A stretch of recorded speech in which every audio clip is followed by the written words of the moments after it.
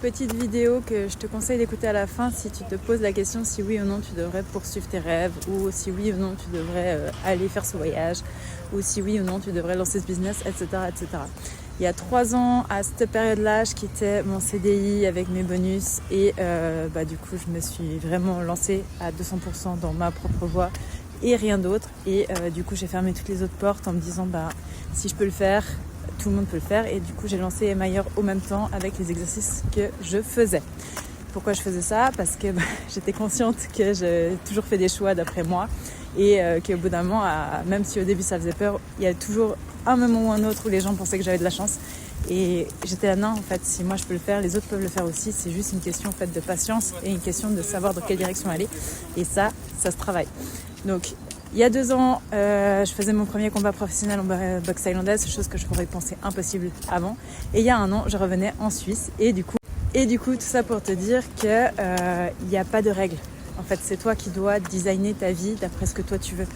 Ce que toi, ça t'inspire en fait. Moi, par exemple, je sais que j'ai lancé mon premier business sans savoir que je lançais un business, juste parce que j'aimais ce que je faisais et je trouvais que ça avait un impact, même si c'était minime. Mais mon business n'a pas été ce qui aujourd'hui me rapporte de l'argent et peut-être que demain ça changera encore, mais toutes en fait les compétences que j'ai acquises en faisant ça et la personne que je deviens en étant moi à 200% toute la journée et en me poussant dans les choses que moi ça m'inspire, en fait le chemin il se dessine.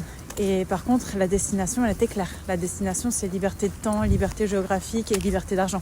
Et ça c'est toi qui dois vraiment le mentionner à ton cerveau, commencer à l'écrire, commencer à le définir. Et je te mets une petite vidéo juste en bas de Jim Rohn. Jim Rohn, c'est une des personnes qui m'inspire le plus et qui m'a le plus aidé à faire les tournants avec Patrick Bet-David. Et en fait, c'est le genre de contenu quand tu n'as personne autour de toi qui a déjà fait ce chemin-là en fait. Il y a très très peu de gens qui sont vraiment libres, très très peu de gens qui sont vraiment inspirés par leur vie, très peu de gens qui font vraiment les choses qui sont nés pour et qui se donnent à fond dedans. Moi, je les connais parce que j'ai fait du sport avec, mais dans le business, je connaissais personne. En Suisse, je connaissais personne, à part mon ancien chef. Et moi, c'est mon ancien chef qui m'a aidé à faire le pas. C'est mon ancien chef qui m'a dit ce que je cherchais, c'était ma liberté. C'est mon ancien chef qui m'a dit que j'étais comme lui. Mais moi, j'étais pas au courant que les gens ambitieux, on était une espèce différente. J'étais vraiment pas au courant. Et en fait, ta foi, elle se présente dans tes actes. Ça veut dire quoi? Ça veut dire qu'il y a tout qui est demandant. Mais le plus important, c'est le bateau dans lequel tu prends et savoir pourquoi tu rames. Et voilà, et juste commencer à pas arrêter dans les choses que tu penses être importantes. Pour moi, par exemple, c'était simplement qu'au bout d'un moment, je m'étais dit, j'ai même plus envie d'avoir des enfants. Si c'est pour qu'ils vivent une vie à subir, se lever le matin pour un truc que tu sais pas pourquoi tu le fais, je trouvais ça pas cool comme vie en fait. Et pour moi, c'était pas une vie.